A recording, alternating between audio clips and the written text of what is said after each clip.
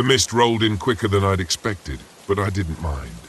I loved the fog, loved the way it muted everything, softened the edges of the world, made it all feel a little more mysterious. It was perfect for my project. Whispers of the Wild was going to be my best work yet. I could feel it. After everything I'd been through in the past year, hell, in the past month, this was the reset I needed. Just me, my camera, and the Smoky Mountains. No one to answer to, no one to lean on. Just the way I liked it. I hefted my backpack higher on my shoulders and adjusted my camera strap. The trail was rough, more overgrown than I'd expected, but that was part of the draw. The more remote the location, the better the shot. No tourists ruining the landscape with their neon jackets or loud conversations, just untouched wilderness. But untouched wilderness had its downsides. My camera had been acting up since I arrived. I'd missed some great shots because of it. Fog rolling over the peaks, a hawk perched on a branch just feet away. But I told myself I didn't care. This trip wasn't about getting everything right. It was about getting away. I paused to catch my breath and set the camera down on a fallen log. The lens fogged up almost instantly in the damp air, and when I wiped it off with the corner of my jacket, I realized I'd smeared dirt across it. Typical. "Come on," I muttered, digging into my bag for a lens cloth. As I crouched there, rubbing at the stubborn streak of mud, I heard it, a soft, rhythmic tapping. At first I thought it was a woodpecker. There were plenty of them around these parts, but it didn't sound right. Too slow, too steady. Tap, pause, tap, pause. I looked up, but the fog was thickening, swallowing the trees just a few yards ahead of me. The tapping stopped. I told myself it was just a branch knocking against a tree in the wind. I wasn't scared of being out here alone. In fact, I preferred it. No one to distract me, no one to get in my head. Still, the silence that followed felt too quiet, like something was waiting. I shoved the lens cloth back into my pack and stood up, forcing myself to move on. I had a campsite to reach before dark, and I wasn't about to get spooked by a weird noise, at least not this early in the trip. The fog never truly lifted by the time I reached the clearing where I planned to camp. It was so thick I could barely see 10 feet in any direction. I set up my tent quickly, more out of habit than anything else, though I couldn't shake the feeling of eyes on me. I wasn't sure why. There was no one around, no animals scurrying through the underbrush, not even a bird call to break the stillness. I figured a good night's sleep would shake off the nerves. I was just tired. The last few months had been brutal. Breaking up with Paul, the constant fights before that, the way he made me feel like I couldn't do anything right. This trip was supposed to be my way of proving him wrong, proving to myself that I didn't need him, that I didn't need anyone. But the anxiety crept up on me anyway, a tight knot in my chest as I lay in my sleeping bag, staring up at the ceiling of my tent. Then came the tapping again, faint and far off. I tried to tell myself it didn't matter, just the wind, just the forest. But then it stopped abruptly, like someone had flipped a switch. And I heard something else, something worse, a whisper. It was so faint I could barely make it out, but it was there, threading through the fog outside. It didn't sound like words, not exactly, but it was too rhythmic to be the wind, too deliberate. I sat up, listening hard, my heart racing. Nothing. I grabbed my flashlight, clicked it on, and aimed it through the thin walls of the tent. Just mist and shadows. The whispering stopped, but the silence that followed felt alive, thick with something I couldn't name. I switched off the light, telling myself I was just being paranoid, but deep down, I knew something wasn't right. The next morning, I packed up quickly. I wasn't scared, I told myself. I just wanted to get moving. The fog had lifted slightly, but the forest felt wrong somehow, like it was holding its breath. I didn't like it. I wanted to get to higher ground, get some better shots, and move on. By midday, I'd made it to a rocky ridge that overlooked a valley. It was beautiful, exactly the kind of shot I'd come for. The fog clung to the trees below, creating a sea of white, with the mountain peaks poking through like islands. I swallowed hard, my heart pounding in my chest, and back toward the tent. The whispering followed me, growing sharper, angrier. My flashlight flickered, and for a brief second, I saw her. She stood at the edge of the trees, tall and thin, dressed in old, ragged clothes. Her face was pale, hollow-eyed, and filled with sorrow. She didn't move. She just stood there, watching me with an intensity that made my skin crawl. Then, just as quickly as she appeared, she was gone. The flashlight flickered back to life, and the whispering stopped. I didn't sleep that night. By the time dawn broke, I knew I had to leave. This wasn't some trick of the mind. No matter how much I'd tried to rationalize it, there was something in these woods. Something angry, and I had trespassed. I packed up my gear in record time and set off toward the trailhead. But the forest seemed different now, like the trees were closing in on me. The path I'd taken to get here was gone, swallowed by the fog. My compass spun wildly, useless, and the map was no help in the unmarked wilderness. Panic gnawed at my insides as I stumbled through the underbrush, trying to keep my bearings. But the more I walked, the more lost I became. And all the while I could feel her watching, waiting. The whispering started again as I crossed a small clearing, louder this time, angrier. I dropped my pack, desperate, and spun around. There she was, standing in the mist, her eyes locked on mine. I fell to my knees, breath coming in ragged gasps. "I'm sorry," I whispered, though my voice was barely audible over the growing wind. I didn't mean to. Her expression softened just slightly, and for the first time I felt something other than fear. She wasn't just angry, she was in pain. "I'm sorry," I repeated, louder this time. "I shouldn't be here. I didn't know." The wind died down, the whispering faded, and slowly the figure in the mist began to dissolve, melting back into the fog. I sat there for what felt like hours, heart racing, too afraid to move. But she was gone. The air felt lighter, the forest less oppressive. When I finally stood, I saw it, small, barely visible in the fog, a stone, hidden among the trees, a grave long forgotten, buried deep in the wilderness. I didn't touch it. I didn't even get close. I just stood there for a moment, paying my respects to the spirit I'd disturbed. Then, without looking back, I turned and walked away. I made it out of the Smokies that day, but the images, the figures in the fog, the woman's sorrowful eyes, followed me. I never published the photos from that trip. Some things, I realized, weren't meant to be captured. Some things were meant to be left alone.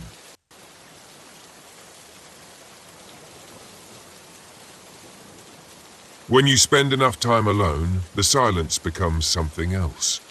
It's no longer a backdrop, but a living, breathing thing that creeps in around the edges of your thoughts.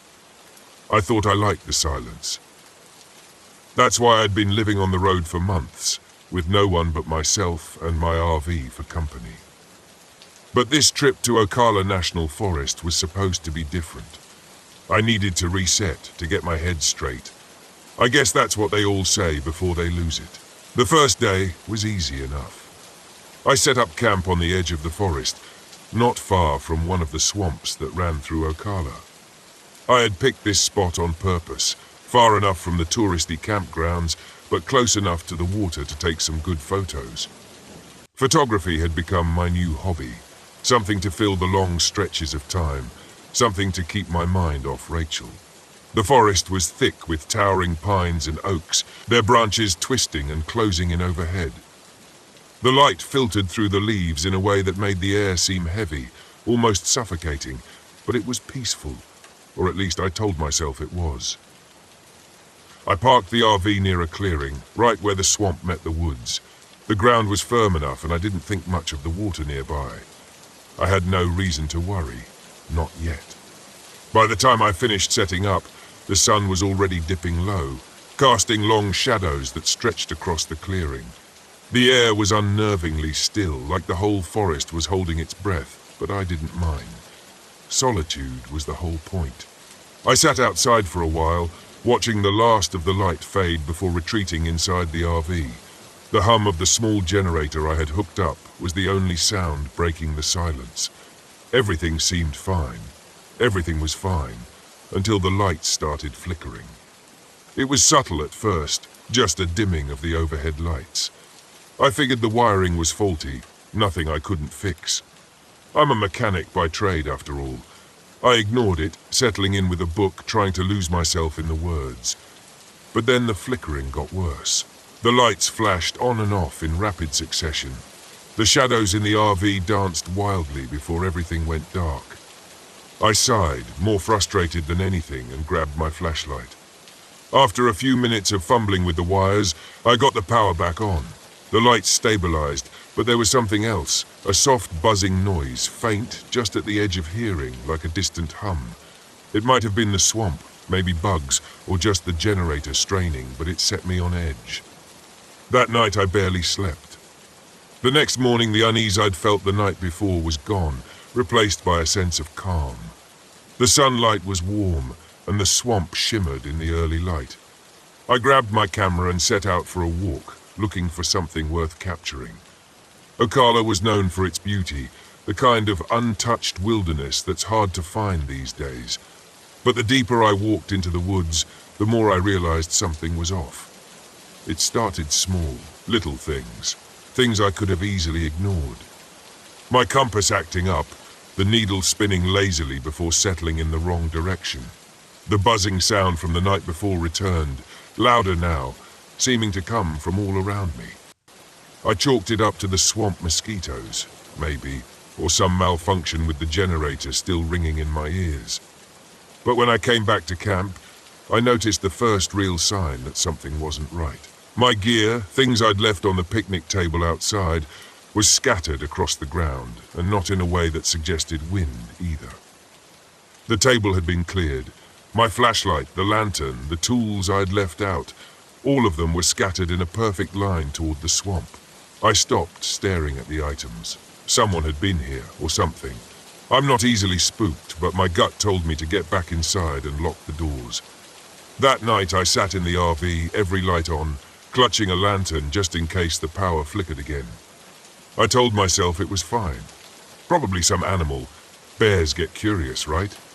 But when the tapping started, I couldn't shake the feeling that I wasn't alone. It was soft at first, just a light tapping on the window, like something brushing against it. I glanced over but didn't see anything. I convinced myself it was the wind, the branches moving in the breeze. But then the tapping came again, and again. I grabbed my flashlight and opened the door, stepping out into the cold night air. The swamp smelled foul, like rot and decay, and the buzzing sound was back, louder than ever. I swept the beam of the flashlight across the clearing, and that's when I saw them. Footprints, large, human-like prints, leading right up to the window of my RV. The mud was fresh, still wet from the swamp, and the prints were clear. But there were no other signs of anyone around. No trails leading away, just those prints, stopping right at the window. Then, nothing. I froze, my breath catching in my throat. I wanted to believe it was someone playing a prank, some camper messing with me, but I hadn't seen another soul since I got here. No cars at the trailhead, no signs of other campers nearby. I hurried back inside, locking the door, but I knew it wouldn't help. The feeling in my gut told me I was being watched. By the third day I wanted out. I'd seen enough. But when I tried to start the RV, nothing happened. The engine clicked but wouldn't turn over. I tried again and again, but the RV refused to start. Panic settled in. My phone had no signal this deep in the forest, and the nearest ranger station was miles away. The buzzing sound was louder now, constant, like a low hum in the back of my skull. I packed a bag and decided to hike out. Staying another night was out of the question. The trail was familiar enough, but something was different. The air was thick, stifling, and the swamp seemed to have crept closer. I hadn't noticed it before, but the water was rising, soaking the ground around my campsite. The once dry trail was now a muddy mess, slowing me down as I tried to navigate through the trees. And then I saw them. At first they were just shadows moving between the trees, barely visible in the corner of my eye. I stopped, trying to focus, but every time I turned to look, they were gone. My heart raced. I pushed forward faster now, but the shadows followed me. They stayed just out of sight, flickering in and out of existence like ghosts. By the time I reached the halfway point, the whispers started. It wasn't loud, just a faint, distant murmur, but it was unmistakable. Voices speaking in a language I didn't understand. too quiet to make out the words. I spun around, searching for the source, but there was nothing. Just the trees, the swamp, and those damn shadows. The trail blurred before my eyes, and I stumbled, my head swimming. I couldn't think straight. The buzzing, the whispers, it was too much. I needed to get out of here, but no matter which way I turned, the trail led me back to the swamp. It was like the forest was folding in on itself, trapping me in a maze of water and trees. My head throbbed, my vision blurred, and then I saw them. Standing at the edge of the swamp, barely visible in the twilight, were the figures. They were tall, too tall to be human, with elongated limbs and dark faces. They didn't move. They just stood there watching me, their forms flickering in and out of the shadows, like something half-formed, not fully real. I backed away, my heart pounding, but they didn't follow. They didn't need to. The buzzing sound grew louder, the whispers more insistent. I turned and ran, not caring where the trail led.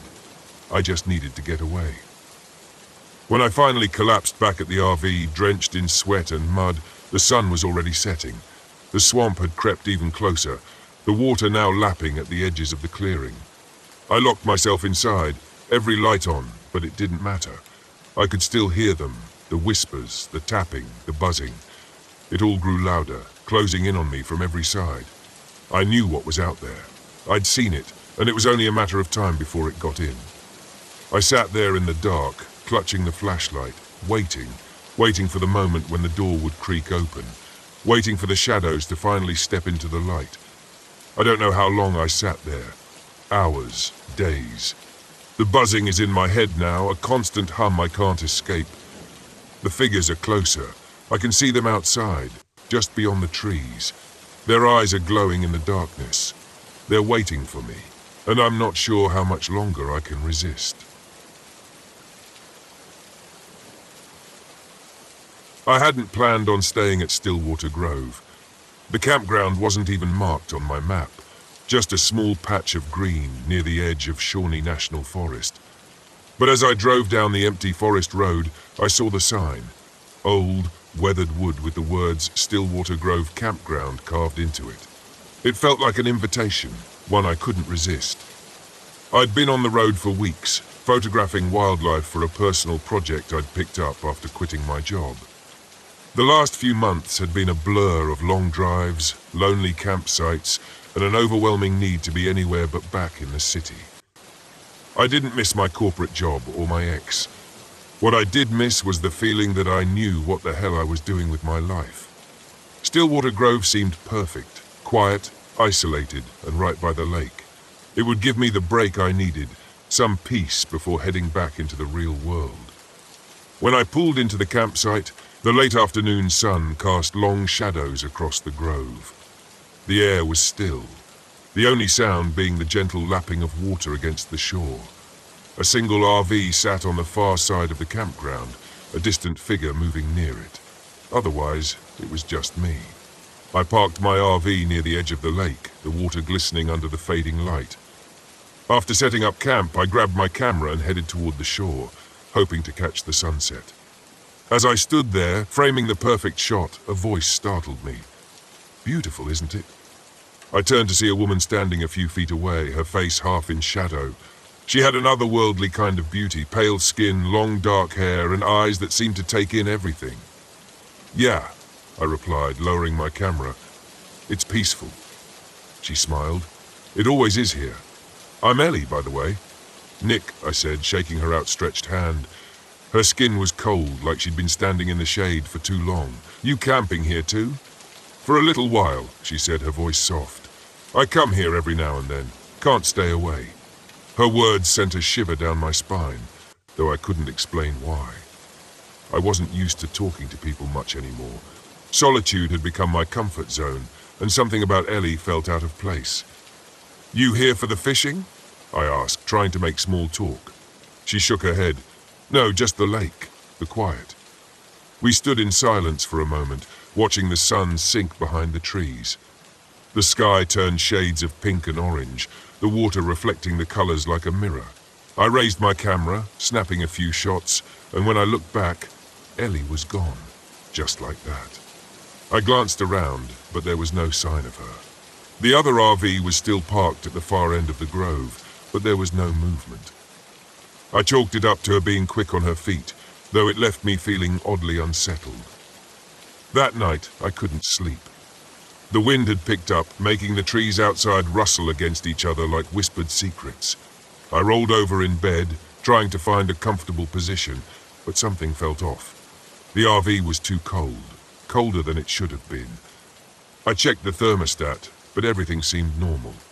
Still, the chill lingered. I grabbed a blanket and tried to force myself to sleep. That's when I heard it. A faint sound, barely audible at first, like a woman's voice carried on the wind. I sat up, listening, but it was gone. Just my imagination, I thought. Long days alone in the woods will do that to you. But then I heard it again.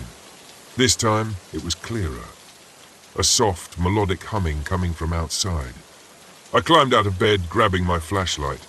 My breath fogged up in the cold air as I stepped outside the RV, scanning the campsite.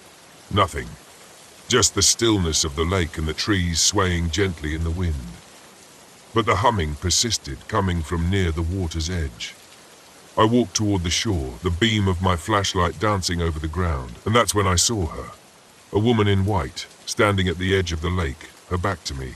Her long dark hair hung loose down her back, swaying slightly as she hummed that haunting tune. "Ellie?"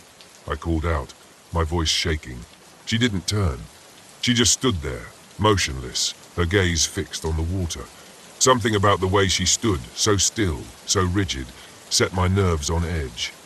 I took a step closer, the flashlight illuminating her pale figure. But as soon as the light touched her, she vanished.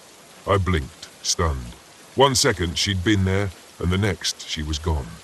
The water rippled where she had been standing, but otherwise the lake was empty.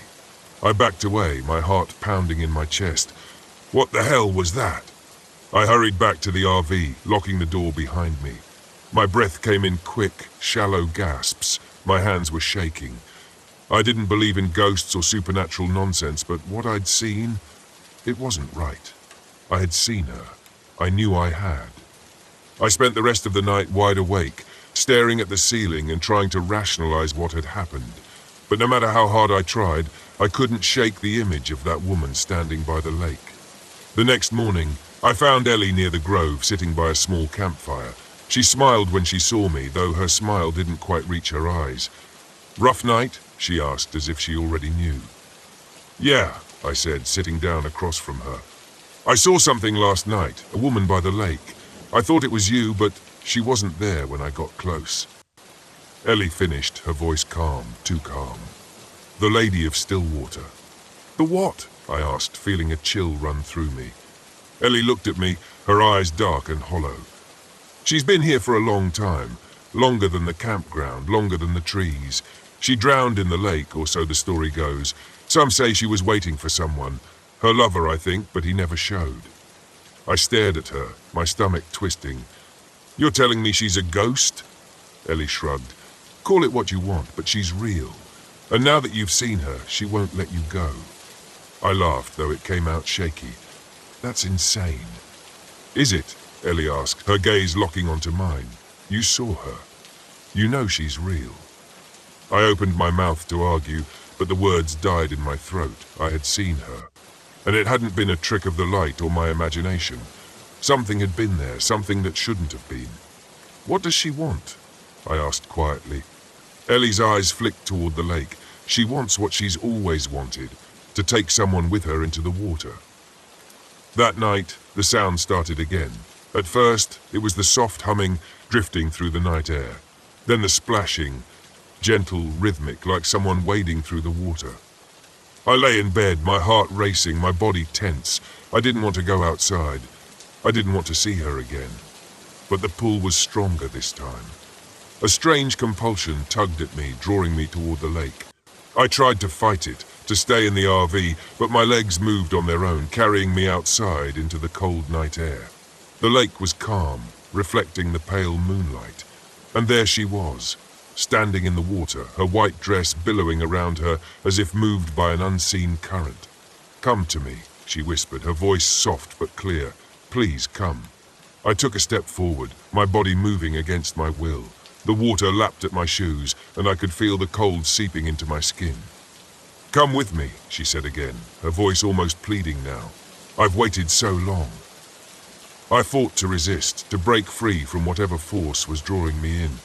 But my feet kept moving, the water now up to my knees, freezing cold.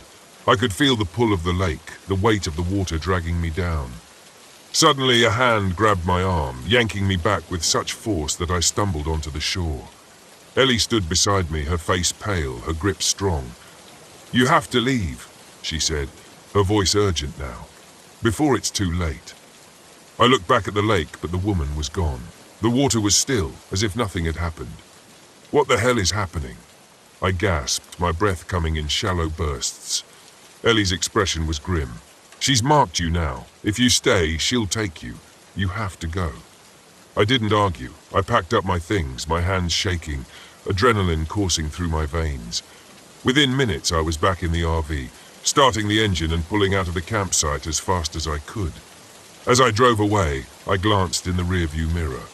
Ellie stood at the edge of the grove, watching me go, her face unreadable.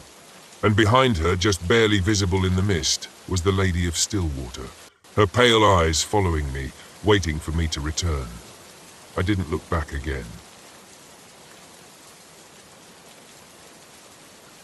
The road wound through the dense trees, snaking deeper into the heart of the low national forest.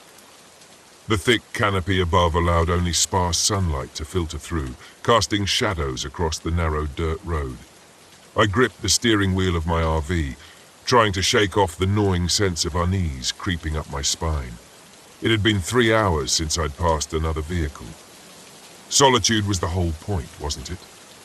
This trip was supposed to help me clear my head, to reconnect with myself after the divorce. I had spent the last few months in a fog, and this trip to Deadwood Creek was meant to be my escape, a test of independence.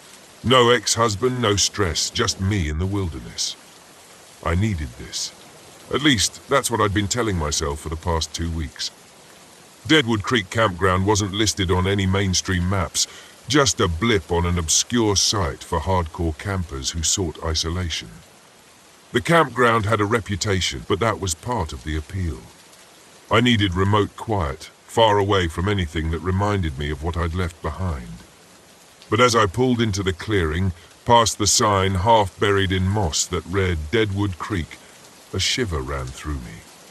The place was eerily quiet, the kind of silence that makes you second-guess your decision to be alone. I parked the RV near a small trickling creek. The only other vehicle was an old beat-up camper a short distance away, nestled under the towering pines. It was empty, no sign of movement, no campfire. Good. I wasn't in the mood for socializing. I stepped out into the cool afternoon air and surveyed the site. The woods were thick, ancient. The ground was littered with pine needles, muffling the sound of my footsteps. A perfect retreat.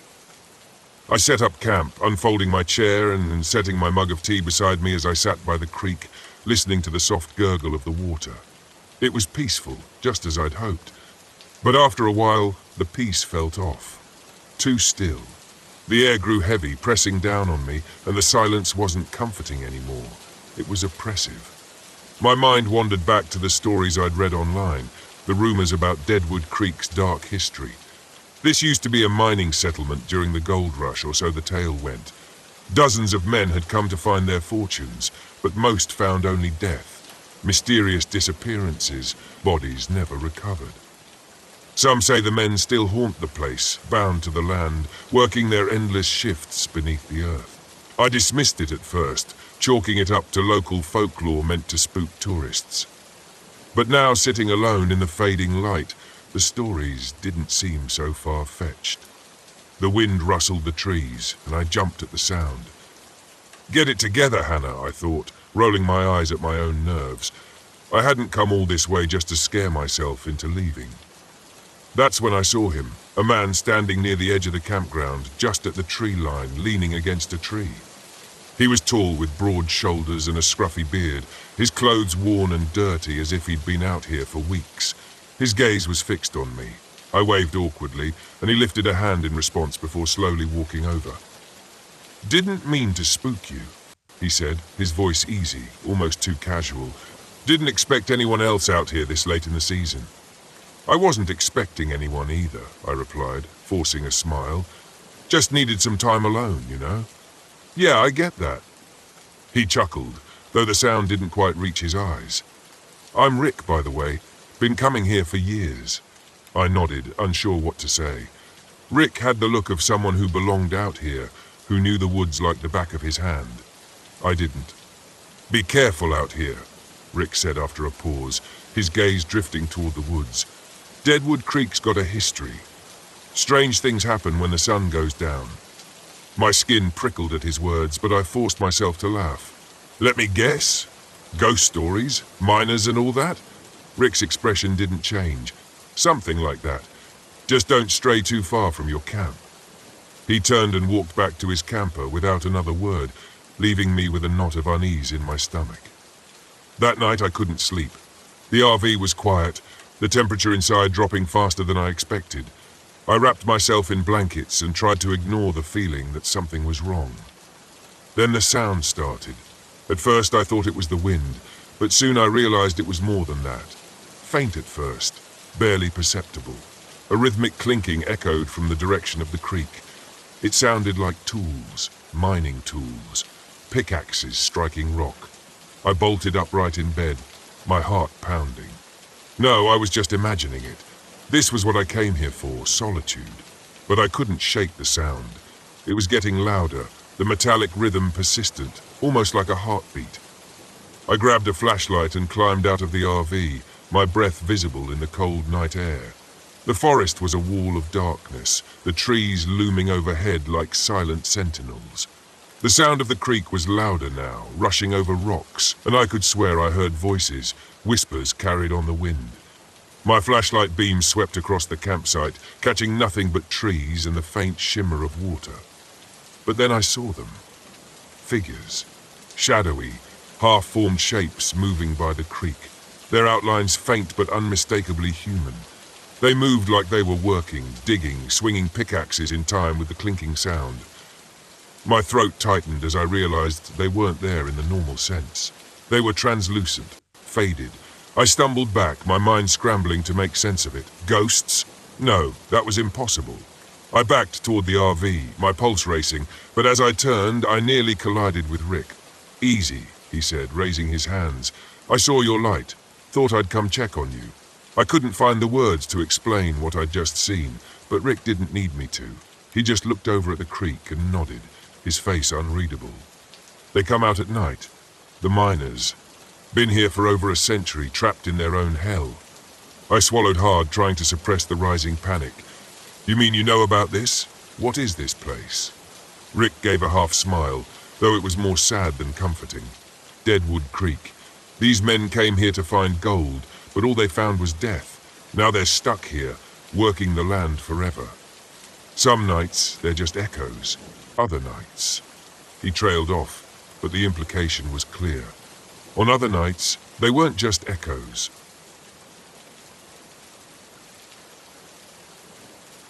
I should have known better than to trust an unmarked road. After years of travel writing, you'd think I'd have a sharper instinct for bad decisions.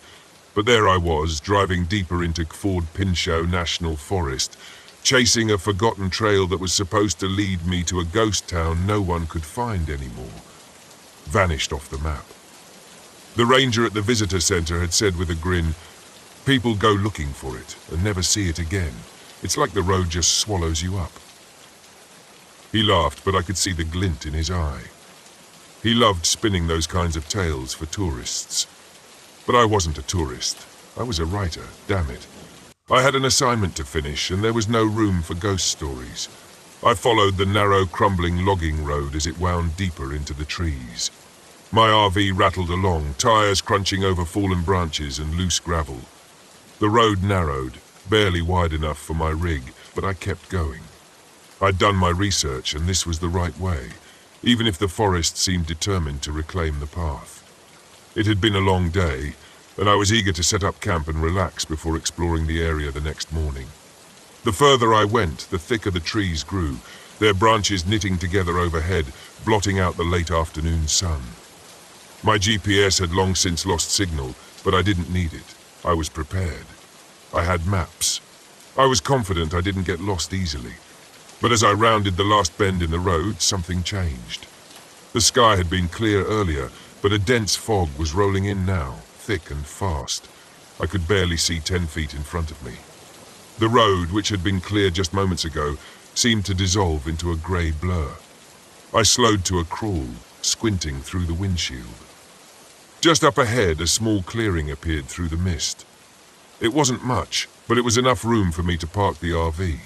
I didn't have many other options. I pulled in, killed the engine, and stepped outside. The fog clung to everything, making the air feel damp and cold. It shouldn't have been this cold, not in early fall. The chill crept into my bones, but I pushed it aside and started setting up camp. Something about the silence gnawed at me, though.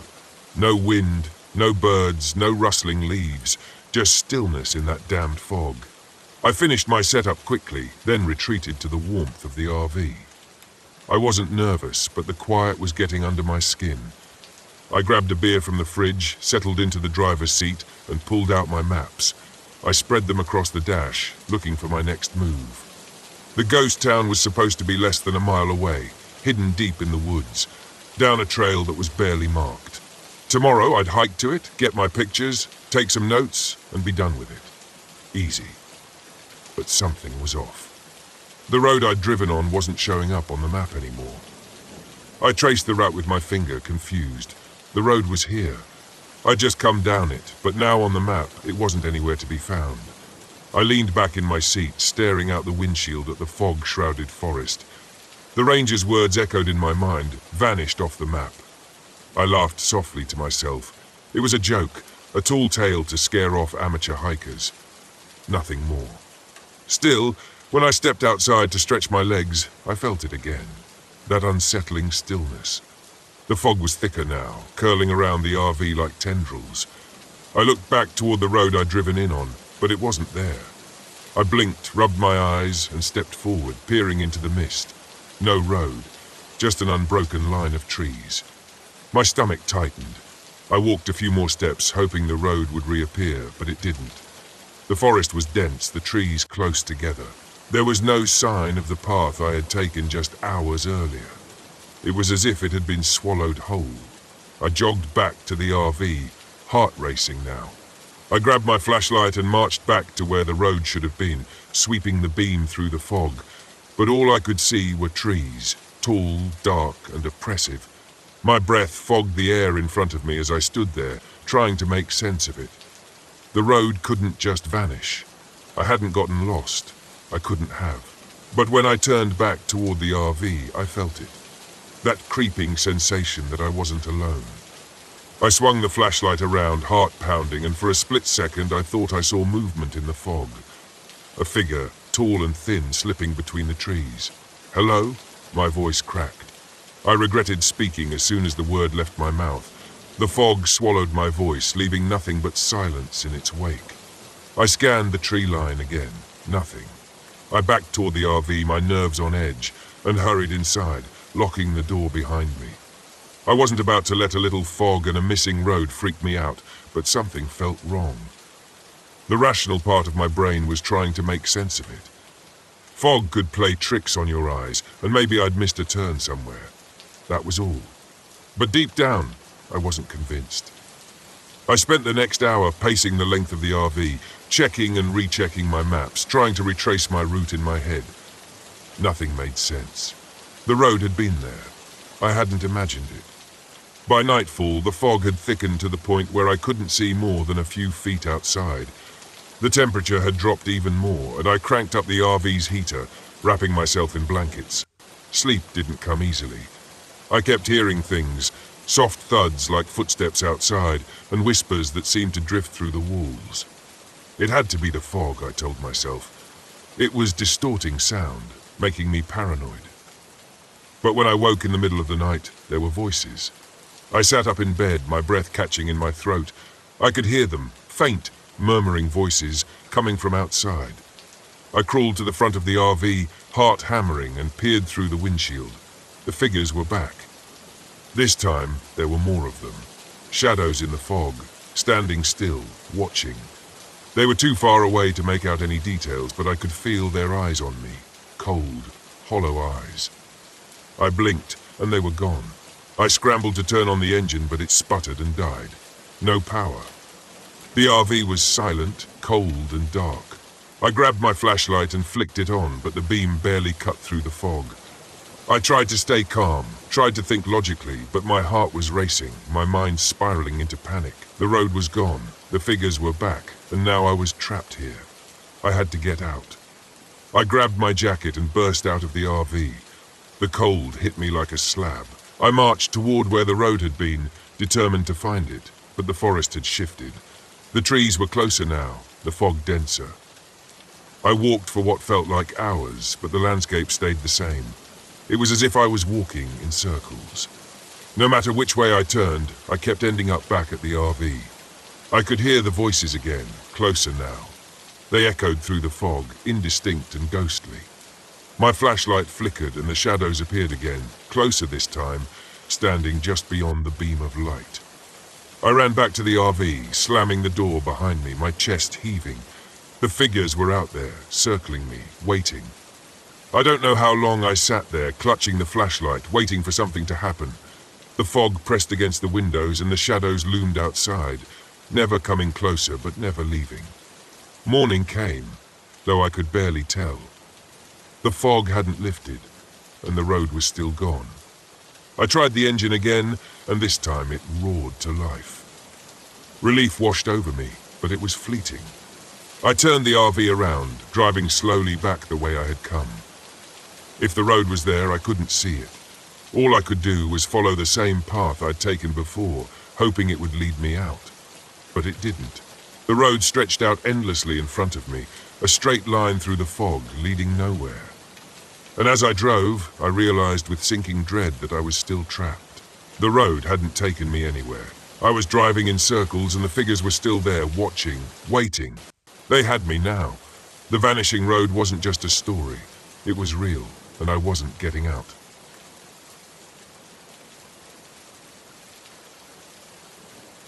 The forest around me was too quiet.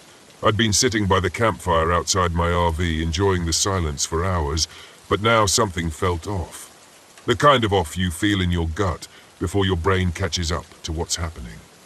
No wind, no rustling in the leaves, just dead stillness.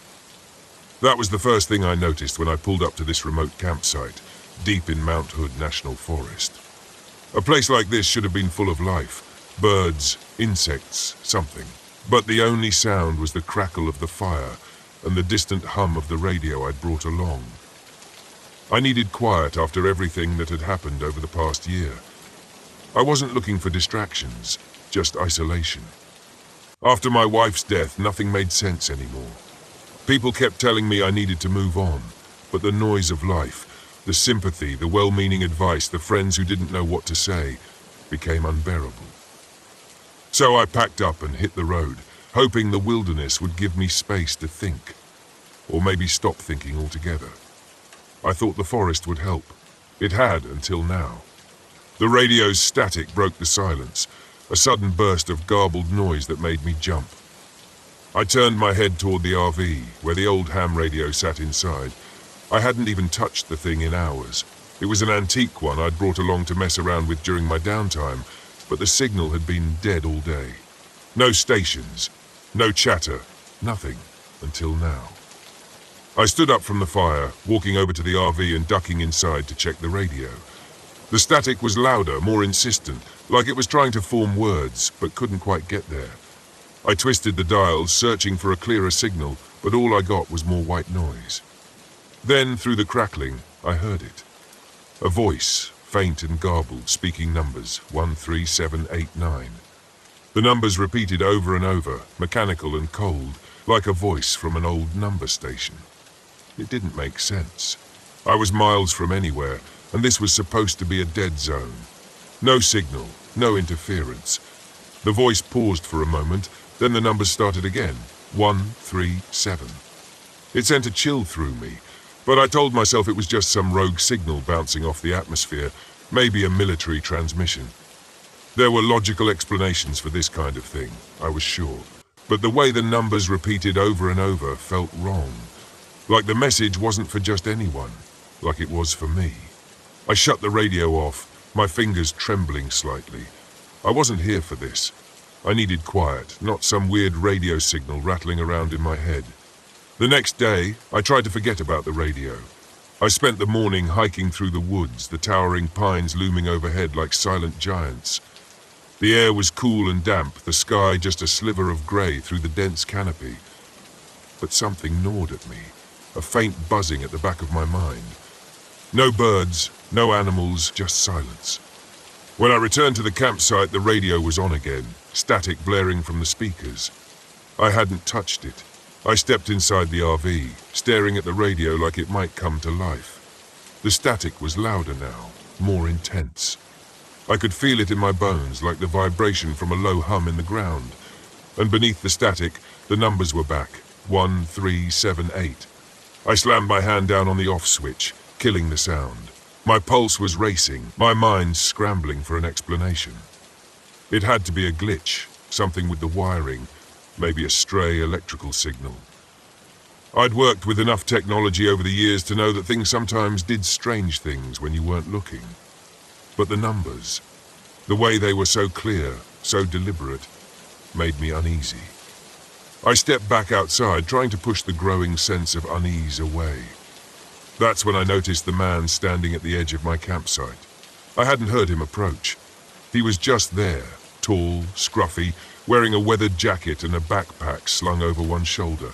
He looked like a camper, but there was something about the way he stood, stiff and tense, like he was waiting for something to happen. "Hey," I called out, trying to keep my voice steady. "You lost?" The man looked at me, his face tight with anxiety. I heard it too. I froze, my heart skipping a beat. "Heard what?" "The signal. The numbers," he said, glancing toward the RV. "I've been picking it up on my own radio. It's not normal." My mouth went dry. "You've heard it too?" The man nodded. "I'm Ben," he said, stepping closer. His voice was low. "I was camping a few miles down the road. I've been getting static, voices, weird electrical interference. My GPS stopped working. My cell phone drained to 0 in minutes." I swallowed hard, my mind racing. "What do you think it is?" Ben shook his head, his eyes darting toward the trees. "I don't know, but it's not natural. The way the signal moves, it's like it's getting closer." I didn't know how to respond to that. I was a man of logic, of science. Signals were signals, glitches were glitches. But there was something about the way Ben spoke, the fear in his eyes, that made my skin crawl. That night, the radio came to life again. I tried to ignore it, tried to focus on the campfire and the peaceful silence of the woods, but the static was louder than before. The numbers were clearer, more insistent. 1, 3, 7. Ben was sitting across from me, his hands wrapped around a cup of coffee.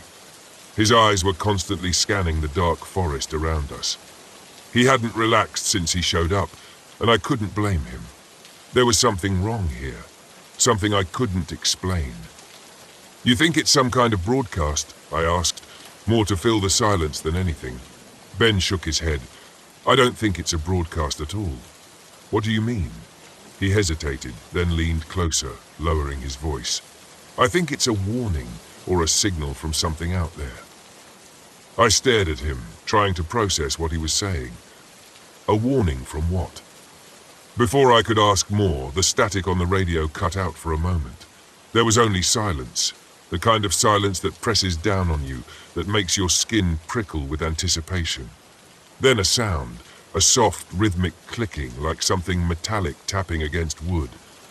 I grabbed my flashlight and pointed it toward the trees, but the beam only revealed darkness. The clicking grew louder, echoing through the forest. Then, through the radio, a voice crackled to life. "We see you." My blood ran cold. Ben's eyes widened, his face pale. "What the hell was that?" he whispered. I could barely whisper back, my voice barely audible over the pounding of my heart. "We see you," the voice repeated, distorted and mechanical. "We see you." I stood up, flashlight shaking in my hand. The clicking sound was closer now, moving through the trees. The forest seemed to pulse with energy, the air growing thick and heavy, like the atmosphere itself was alive. "I think we should leave," Ben said, his voice tight with fear. For once, I agreed. The next morning, I found Ben's tent abandoned. His gear was scattered around the clearing, but there was no sign of him. No footprints, no note.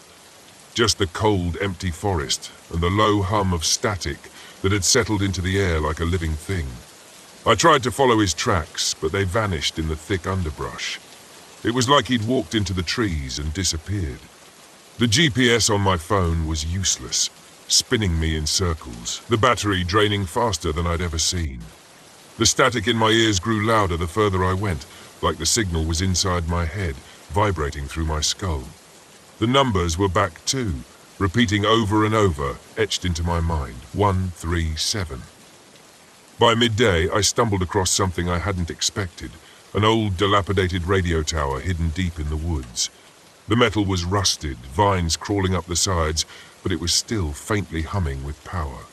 I climbed the tower, every step echoing in the stillness. My heart hammered in my chest. At the top, I found the source of the signal, a small glowing device pulsing with an eerie cold light. It didn't belong here. It wasn't part of the original tower. It was something else, something foreign. I reached out and touched it, and the static in my head exploded. The numbers, the clicking, the voices, all crashed into me at once in an unbearable cacophony of sound. I stumbled back, nearly falling off the tower, as the forest seemed to come alive around me. The lights returned, flickering in the trees, cold and mechanical. The clicking grew louder, more frantic, as if something was chasing me. I ran. I don't remember how I made it back to the RV. The lights followed me, the clicking never far behind. But I managed to get inside and slam the door shut. My hands were shaking as I started the engine, the device still clutched in my hand. As I drove away, the static began to fade, but the numbers never left me. They echoed in my mind, a constant whisper.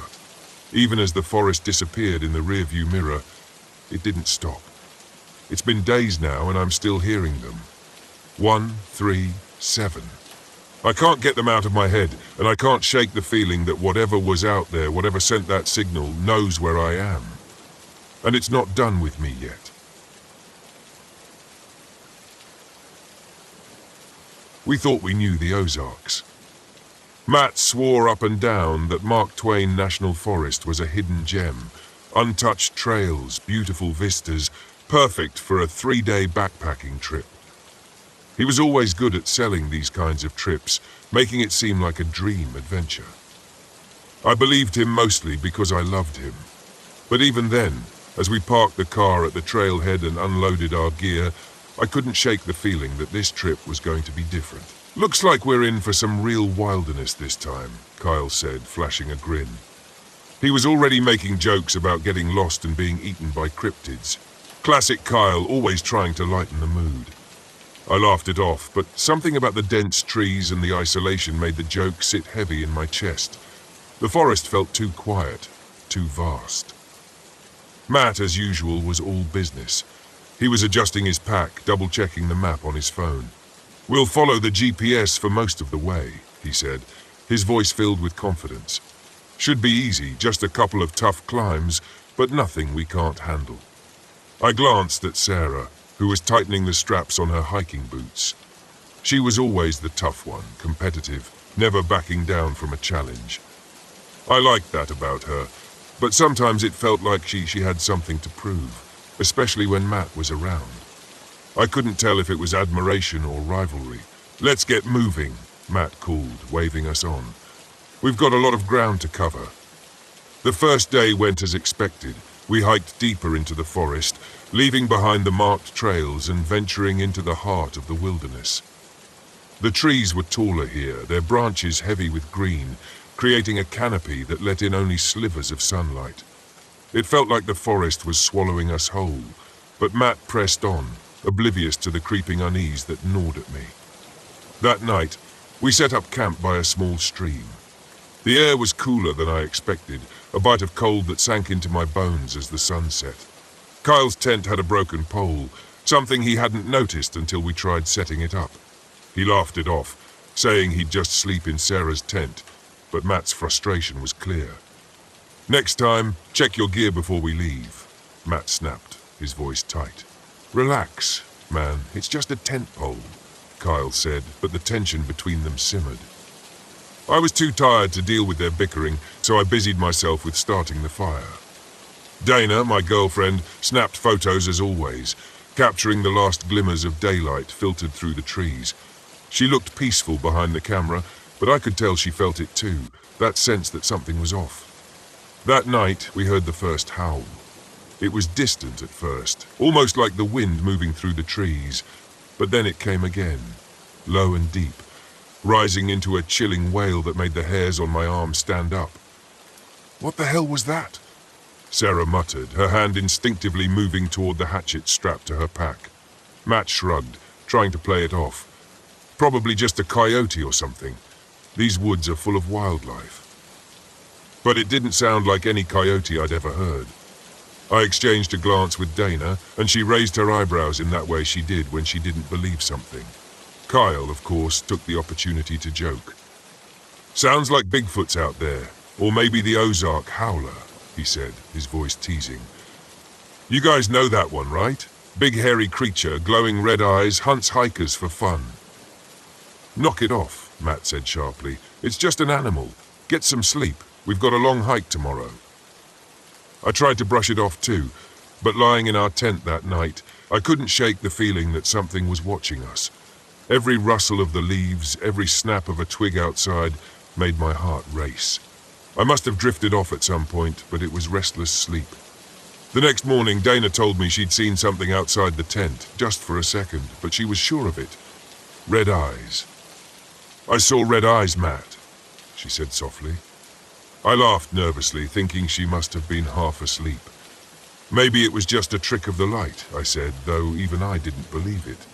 I hadn't told anyone about the dreams I'd had, the sensation of being watched, hunted, like we were intruding on something that didn't want us there.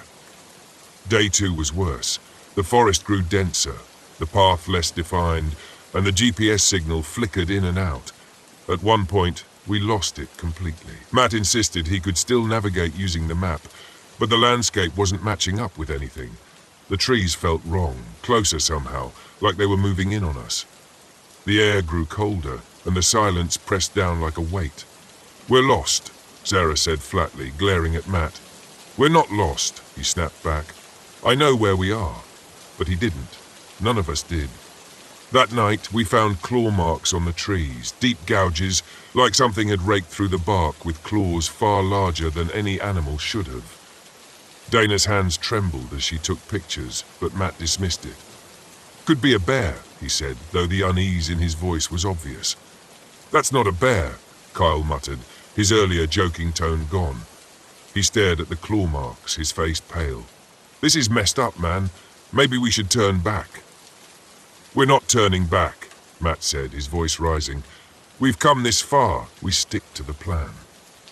The argument that followed was inevitable. Sarah sided with Kyle, saying we were unprepared and it wasn't worth the risk. Dana stayed quiet, but I could see the fear in her eyes. Matt, stubborn as ever, refused to admit we were in over our heads. We set up camp again that night, and the howling returned. This time it was closer, louder, the sound reverberating through the trees like something was circling us. I barely slept, and when I did, I dreamt of those red eyes watching us from the darkness. In the morning, we found more signs. Animal carcasses torn apart, strewn across the ground. Deer, mostly, their bodies mangled in ways that didn't make sense. No predator would kill like that, not for food. It was like something had ripped them apart for fun. Kyle was the first to voice what we were all thinking. "It's the howler, man. I'm telling you, this place is messed up." Matt, as always, refused to believe it. "It's just a predator, wolves maybe." "There are no wolves in the Ozarks," Sarah said, her voice shaking. "Not anymore." We kept moving, but the howls followed us, louder, closer. By late afternoon, we knew we weren't alone. We were being hunted. It was just before dusk when we saw it. We stopped to rest, setting our packs down near a small clearing. That's when Dana froze, her camera slipping from her hands. "Matt," she whispered, "behind you." I turned just in time to see it step out of the trees, hulking, shadowy, with glowing red eyes that burned through the dim light. Its body was massive, covered in thick, dark fur, but its shape was wrong, twisted, like something caught between animal and something more. The howl that followed was like nothing I'd ever heard, a deep, guttural sound that shook me to my core. It didn't charge. It didn't attack. It just stood there, watching, as if daring us to move. We didn't. "What the hell is that?" Kyle's voice was barely a whisper, his face drained of color. "It's not real," Matt muttered, but his voice lacked conviction. Dana grabbed my arm, her fingers digging into my skin. "We have to go," she said, her voice trembling now. The creature tilted its head, almost curious. Its red eyes glowed brighter. Then, with one last bone-chilling howl, it slipped back into the trees. We didn't wait to see if it would return. We packed up in record time and started moving fast, too fast. The light was fading, and we were stumbling over roots and rocks, our breath coming in short, panicked gasps. That night, we didn't set up camp. We just kept walking, desperate to put distance between us and whatever that thing was. The howls continued, closer, always closer. When dawn finally broke, we stumbled upon an old ranger's cabin. Its roof caved in, the windows shattered. It wasn't much, but it was shelter. We collapsed inside, too exhausted to keep going. For the first time in hours, the howling stopped.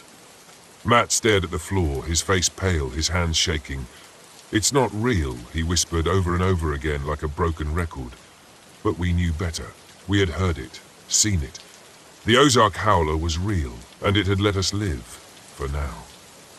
As we sat in that ruined cabin, the forest watching, waiting, I realized we hadn't escaped. Not really.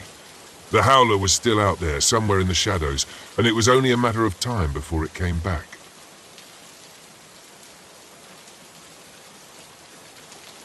I had been staring at the sinkhole for hours. The edges of the earth had crumbled away into a perfect jagged circle, leaving nothing but a gaping void beneath me. It was unnervingly symmetrical, as though the ground hadn't collapsed on its own but had been carved out by something, or someone. I crouched at the edge, carefully adjusting my geological scanner, but the equipment was giving me nothing but static. The readings were all over the place. "This doesn't make sense," I muttered, tapping the scanner in frustration. I hadn't come all the way to Hollow Creek for faulty data. I took a deep breath and scanned the horizon. The thick pines loomed like sentinels around the campground, their pale light of late afternoon casting long shadows across the landscape. My RV sat parked a short distance away, looking small and vulnerable against the vast wilderness of Chugach National Forest. It was a beautiful place, no doubt. Quiet, remote, exactly what I needed to clear my head. But the silence had a weight to it, an unnatural stillness that gnawed at the edges of my mind. I was here on a solo trip, tasked with investigating the sudden appearance of several sinkholes that had been forming in the area.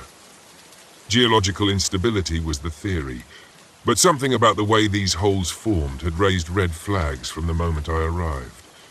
The patterns were too precise, too deliberate. My phone buzzed, breaking the silence.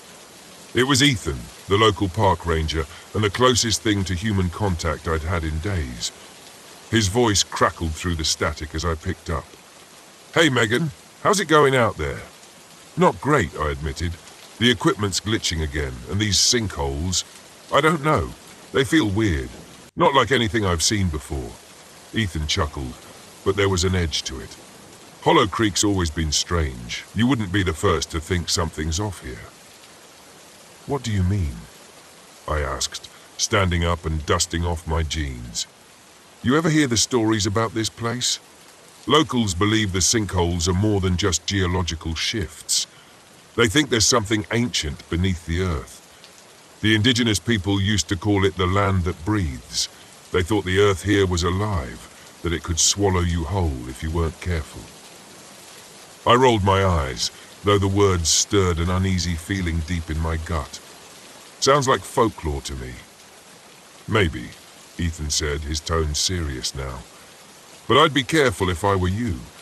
These woods have a way of playing tricks on you. And the sinkholes, well, they've taken people before. people who didn't listen to the warnings. I didn't respond right away, staring down into the abyss of the sinkhole in front of me. I'd studied rocks and underground formations for most of my career, but nothing had prepared me for the unnerving stillness of this place. "Thanks for the heads up," I said, trying to keep my voice light. "But I'm here to study geology, not ghosts." Ethan sighed. "Just don't go too deep, okay? Call if you need anything." I hung up and pocketed the phone, but the conversation lingered in my mind. The land that breathes. Superstition, I told myself. Just old stories. I turned back to the sinkhole. Something inside me itched to see what was beneath the surface, to understand what was causing the ground to shift in such a strange, unnatural way. The patterns in the rocks I had been studying weren't like any natural formation I'd seen before. There were spirals, perfectly etched into the stone, as though by design, not by nature. The deeper I looked, the more I felt like I was standing on the edge of something I wasn't meant to find. That night, the first signs of trouble came in the form of noise, a low, deep rumbling that vibrated through the ground like the hum of a giant unseen machine. It started just as I was finishing dinner, sitting by the campfire. The sounds blended into the whispering wind at first, but then it grew louder, more distinct, like a deep pulse coming from below. I stood, flashlight in hand, scanning the trees. The stars were barely visible, shrouded in the thick clouds that seemed to roll in out of nowhere.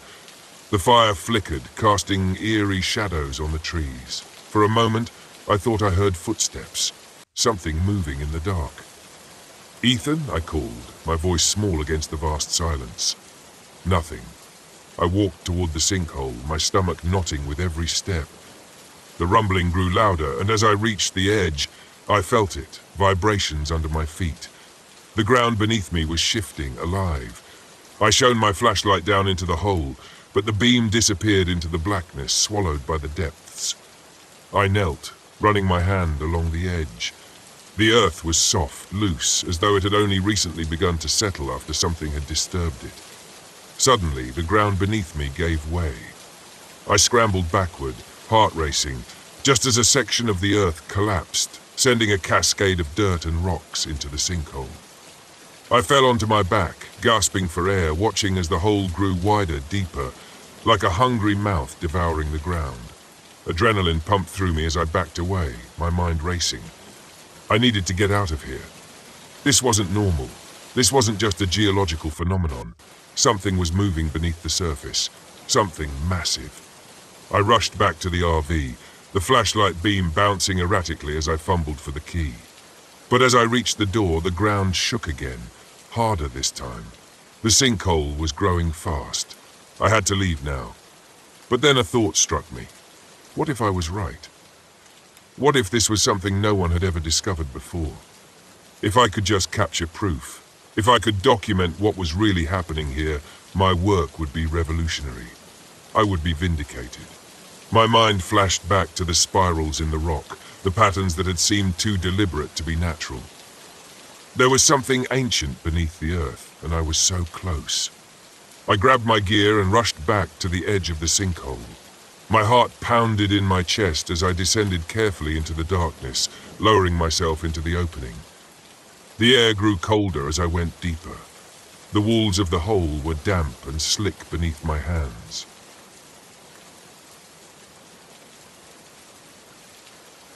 The Great Smoky Mountains had always been a dream destination, a place of beauty, solitude, and isolation where I could lose myself in the woods and maybe find myself again. After the breakup with Eric, I needed an escape, something to remind me that I was capable, that I could handle life on my own. Mark, of course, wouldn't let me do it alone. My brother insisted on coming along, and with him came Na, his bubbly girlfriend, and Lucas, a friend of his who seemed more interested in me than the mountains. The whole trip was supposed to be a solo adventure, but I caved. I figured I could handle them for a weekend. We set out early on Friday, and the trailhead was already buzzing with tourists, their laughter filling the crisp morning air. Mark led the way, checking his map obsessively while lugging around half a camping store's worth of gear. He liked to over-prepare for everything. Na, naturally cheerful, hummed some pop song as she skipped along behind him. Lucas stuck close to me, his jokes falling flat and his flirtations rolling off me like water on rock. I was there for the hike.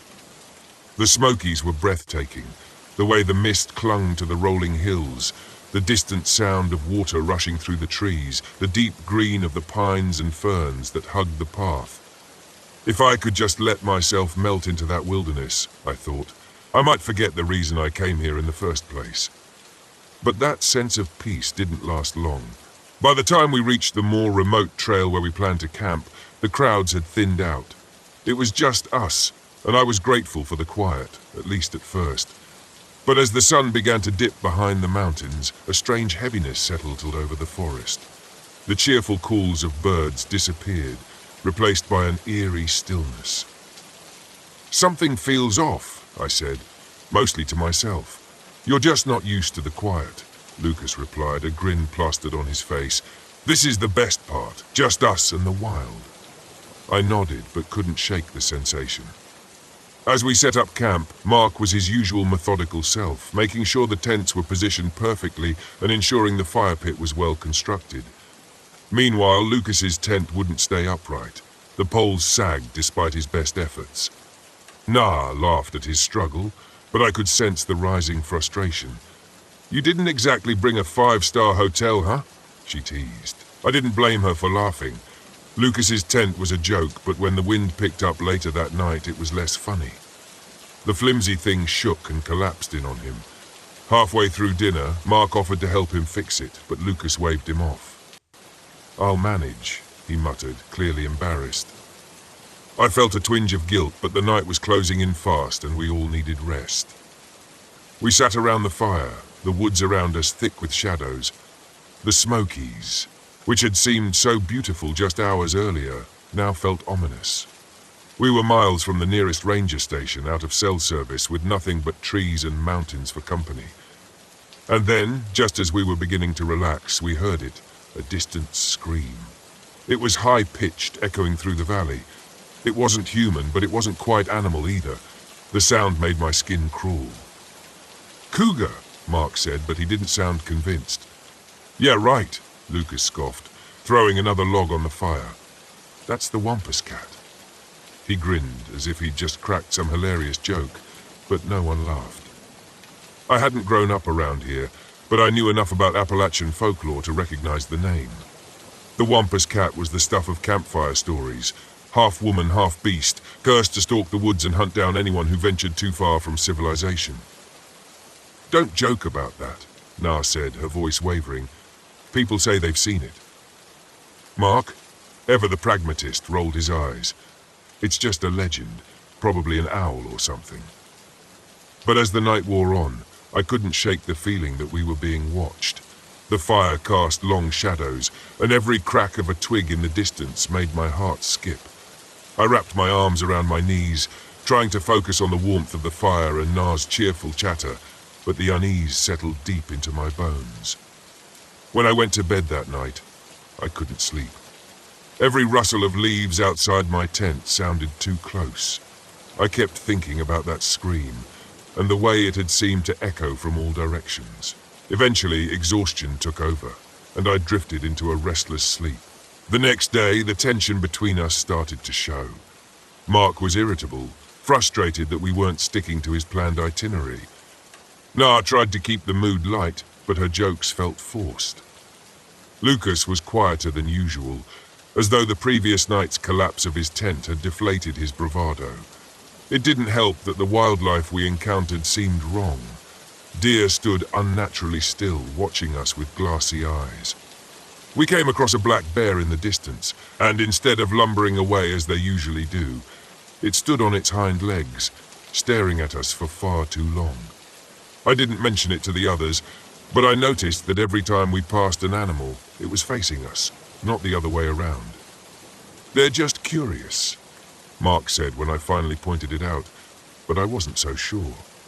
By the time we made it back to camp that evening, a low fog had settled in around the trees, shrouding everything in a thick, wet blanket. My unease from the night before returned, stronger than ever.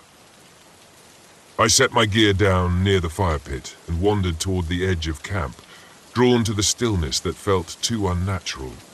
As I stood there scanning the woods, something moved in the distance. At first, it was just a shadow, a blur of movement between the trees. I blinked, thinking my eyes were playing tricks on me, but then I saw it again, something humanoid, but not quite. It was tall, hunched, and moved with a feline grace. For a split second, I swore I saw glowing yellow eyes staring back at me from the shadows. "Hannah?" I jumped, startled by Mark's voice. "Yeah?" I lied, turning back to the fire, but I kept looking over my shoulder, searching the tree line for any sign of the creature. Nothing, but I knew I hadn't imagined it. That night the woods came alive with sound. The same scream echoed through the trees, but this time it was closer, louder. I could hear branches snapping in the distance, something big moving through the underbrush. Naa woke with a start, her eyes wide with fear. "Mark," she whispered, shaking him awake. "Something's out there." Lucas sat up too, his face pale in the firelight. "It's the Wampus cat," he said, but this time there was no humor in his voice. I glanced at Mark, hoping for some reassurance, but even he looked rattled. "We need to stay together," Mark said, his voice low and steady. "Whatever it is, it's probably just curious. Let's not provoke it." But as the night wore on, the sounds grew closer. Branches breaking, heavy footsteps circling our camp. I gripped the camping knife I kept in my pack, my hands slick with sweat. The fire crackled weakly, its light barely piercing the thick fog that had rolled in again. And then it attacked. It happened so fast. 1 minute we were huddled around the fire, and the next, something lunged from the shadows, knocking Lucas off his feet. He screamed, scrambling to get away, but the creature, whatever it was, slashed at him with claws I could barely see. Blood sprayed across the campsite, dark and viscous in the firelight. "Run!" Mark shouted, grabbing Naa and pulling her toward the trail, but I couldn't move. I was frozen, staring at the thing that had attacked Lucas. It was like nothing I'd ever seen, half human, half mountain lion, its eyes glowing yellow as it crouched over him, growling low in its throat. "Hannah!" Mark yelled again, and that snapped me out of it. I ran. The four of us tore through the woods, barely able to see the trail in the thick fog. I could hear Lucas behind us, his footsteps growing fainter, his breath ragged. The Wampus cat was toying with us, letting us run, letting us think we had a chance. It let out another ear-piercing scream, and I knew it was coming for us. "We need to stop it!" I gasped, my lungs burning as I struggled to keep up with Mark and Naa. "Fire!" Mark glanced back at me, his face pale with fear. "It's scared of fire." "We can't stop now," I said, but we didn't have a choice. The Wampus cat was right behind us, its footsteps growing louder, closer. I could see the glow of its eyes through the trees, the way it moved, darting between the shadows. We reached the edge of a clearing, and Mark stopped dead in his tracks. "Hannah, light it! Light everything!" I fumbled with the matches in my pack, my hands shaking. We piled everything we had, gear, clothes, food, into a makeshift bonfire and lit it. The flames roared to life, casting long shadows across the clearing. For a moment the Wampus cat hesitated, its eyes reflecting the firelight. It circled the edge of the clearing, growling low in its throat, but it didn't come closer.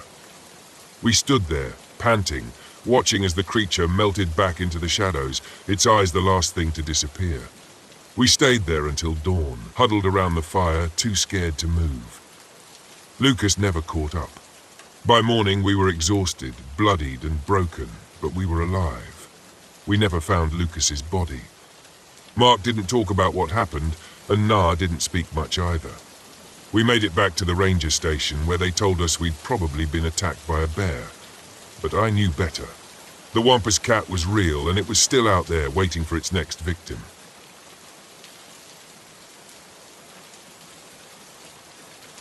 I had been staring at the sinkhole for hours. The edges of the earth had crumbled away into a perfect jagged circle, leaving nothing but a gaping void beneath me. It was unnervingly symmetrical, as though the ground hadn't collapsed on its own but had been carved out by something, or someone.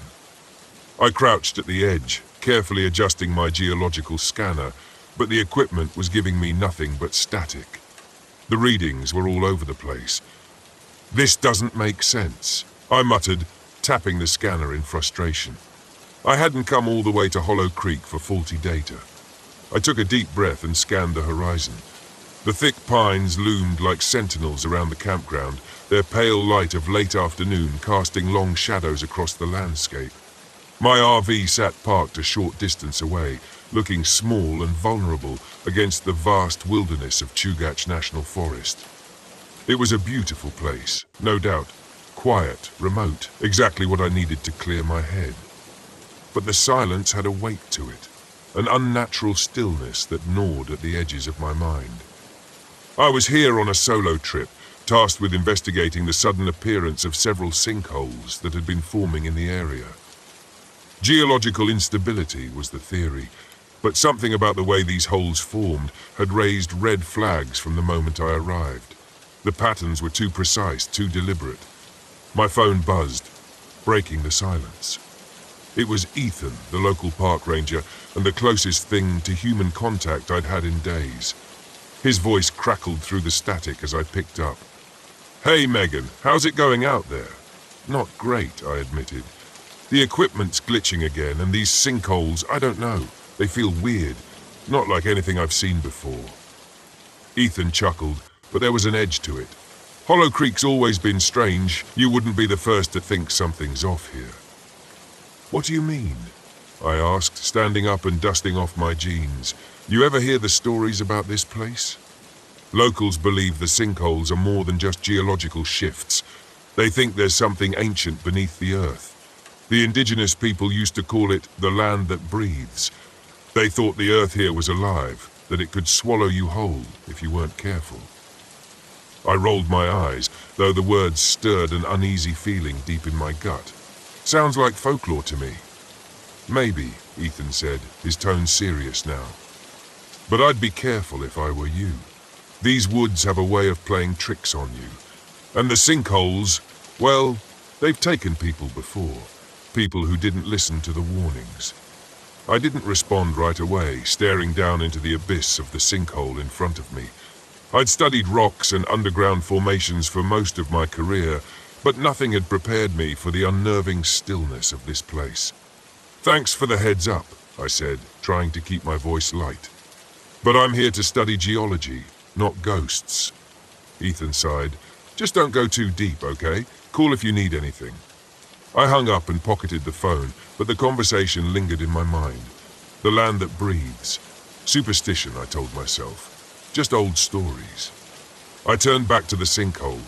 Something inside me itched to see what was beneath the surface, to understand what was causing the ground to shift in such a strange, unnatural way.